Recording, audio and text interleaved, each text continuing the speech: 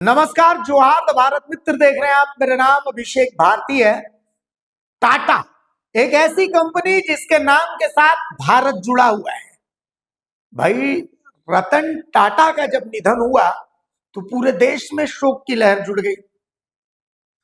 और टाटा एक ऐसी कंपनी है जिसके बारे में एक माइंडसेट है कि भाई ये देश बनाती है। नो डाउट, हम भी यही मानते हैं। टाटा का प्रोडक्ट है तो देश को फायदा होगा, हमें तो फायदा होगा ही। लेकिन हम आपको आज टाटा की एक दूसरी तस्वीर दिखाने ले चल रहे हैं और इसके लिए कहीं बहुत दूर जाने की जरूरत नहीं है। जमशेदपुर के वर्मा माइंस इलाके में लेकर के चलते हैं। जमशेदपुर के वर्मा माइंस इलाके में प्रदूषण से बस्ती वाले परेशान हैं और लोगों ने उग्र आंदोलन की चेतावनी दी। ऐसा नहीं है कि टाटा प्रबंधन को इसकी जानकारी नहीं है। कई बार टाटा प्रबंधन को इसकी जानकारी दी गई लेकिन उधर से कोई जवाब नहीं है। एक रिपोर्ट के माध्यम से आप समझिए कि तकनीकी पेंच कहां पर फंसा हुआ है और लोग क्यों नाराज हैं। ये रिपोर्ट देखिए। वर्मा माइंस में प्रदूषण से हाहाकार, टाटा स्टील के खिलाफ बस्ती संघर्ष समिति का आक्रोश, आर पार की लड़ाई का ऐलान। जमशेदपुर के वर्मा माइंस क्षेत्र में बढ़ते प्रदूषण से लोगों का जीना मुहाल हो गया है। उड़ती धूल और भारी वाहनों की आवाजाही के कारण इलाके में सांस लेना तक मुश्किल हो गया है।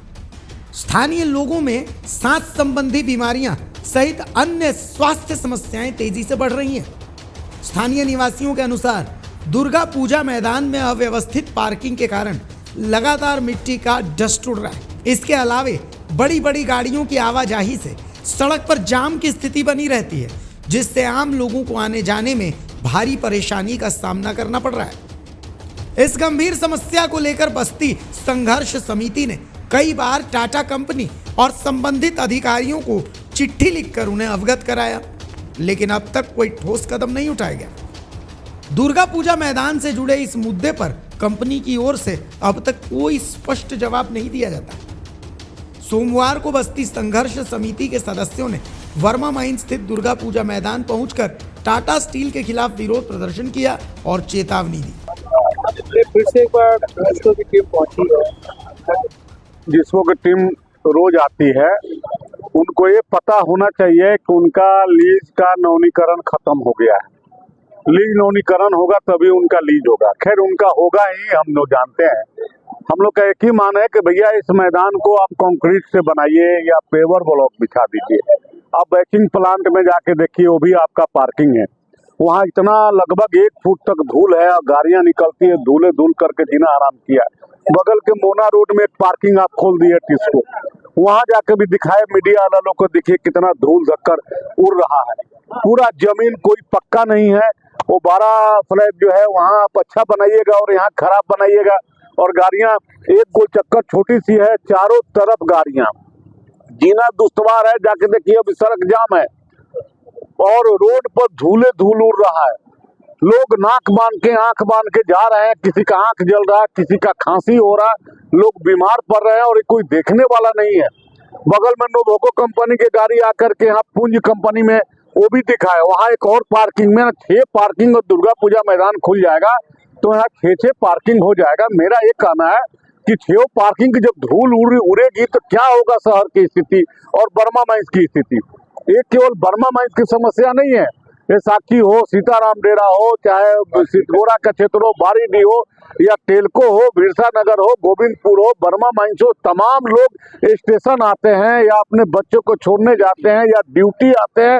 कब किसकी मौत हो जाएगी ये कोई नहीं जानता।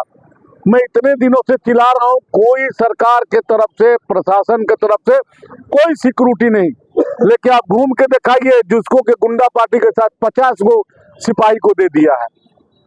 एक प्रकार की बर्बरता है, ये भारी बर्बरता है। ये आप क्या समझ रहे हैं कि आप क्वार्टर तोड़ लिए तो वर्मा माइंस की आबादी खत्म हो गई क्या? ये वर्मा माइंस की आबादी और बड़ी है। और क्वार्टर में कितना 2-4-5 हजार लोग रहते थे, हजारों की संख्या में तो बस्तियों में लोग रहते हैं, चाहे कंचन नगर हो, इस्लाम बस्ती हो, रामनगर हो, चाहे आपका शिव नगर हो, हरिजन बस्ती हो, लाल बाबा हो, टाटा फाउंड्री हो, ये सारे रघुबर नगर हो, भक्ति नगर हो, चुन्ना भाटा हो, ये जितनी बस्तियां हैं हमारी, तमाम बस्ती धूले धूल से परेशान है। और परेशानी ही नहीं, लोग बीमार पड़ रहे हैं। और ये प्रशासन को, उपायुक्त को बहुत गंभीरता से इसको देखना चाहिए। इसलिए देखना चाहिए कि रहना दुश्वार हो गया यहाँ के लोगों को। और दुर्गा पूजा मैदान में दिखाइए वो गुंडा पार्टी की संख्या कितना आई है, और गुंडा पार्टी आएगी और फोर्स प्रशासन कर, अरे भैया उपायुक्त आदेश ना दे दे के यहाँ गाड़ी लगाए। ये है क्या जगह टाटा स्टील का? अभी लीज का नवीनीकरण नहीं हुआ है और टाटा स्टील इस पर दखल करने का प्रोग्राम बना रही है। आग लग जाएगा बड़ो माइंस में। समिति की मांग, क्षेत्र को प्रदूषण से मुक्त किया जाए, सड़क का चौड़ीकरण किया जाए, पार्किंग की सीमित और सुव्यवस्थित व्यवस्था की जाए, दुर्गा पूजा मैदान में पेवर ब्लॉक बिछाए जाएं ताकि धूल उड़ने की समस्या पर रोक लग सके। संघर्ष समिति ने चेतावनी दी कि यदि जल्द ही उनकी मांगों पर कार्रवाई नहीं की गई तो आंदोलन को और तेज किया जाएगा। समिति ने इस मुद्दे पर आर पार की लड़ाई का ऐलान किया है। तो ये स्थिति तो अब जीनो मरने के सवाल हो गई है ना। यही आंदोलन का आंदोलन नहीं है, विरोध है, जान बचाने के लिए विरोध है। मैं जमशेदपुर के तमाम बुद्धिजीवी से और संगठन के लोगों से कहना चाहता हूँ, दूसरे संगठन के लोग से, जो भी पार्टियां हैं, सामाजिक संगठन है, हम लोग तो अभी आवाज उठा रहे हैं, मरना है सबको।